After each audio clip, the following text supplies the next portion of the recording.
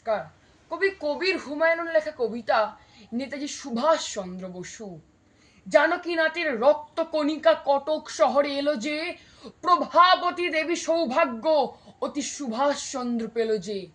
চিত্তরঞ্জন দেশবন্ধুর যোগ্য শিষ্য তুমি হে, বিবেকানন্দের ভাবাদর্শে জাগালে তুমি ভারত ভূমিকে। মনীষীরা কয় কৌতুক করে, বাঙালিরা আজ করছে যা, সারা ভারতীয় জনতার দল আগামী কল্য ভাবছে তা। এই বিশ্বাস প্রভাসিত হলো চেতনে তোমার নেতাজি, যুদ্ধ ব্যতীত মুক্তি মেলে না, সত্য কথা এই তো আজি।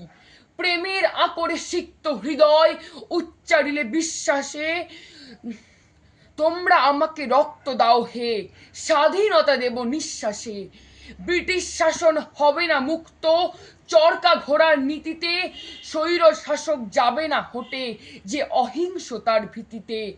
তুম মুঝে খুন দো ভারতবাসী, তুমসে আজাদি দুঙ্গা মে। জয় হিন্দ এই অমর স্লোগান কে উচ্চারিবে তোমার ন্যায়। অস্ত্র হাতেই লড়তে হবে যে পেতে জনতার মুক্তি, রক্ত বিহরে যাবে না কখনো ভারতবাসীর দুঃখটি। নমস্কার।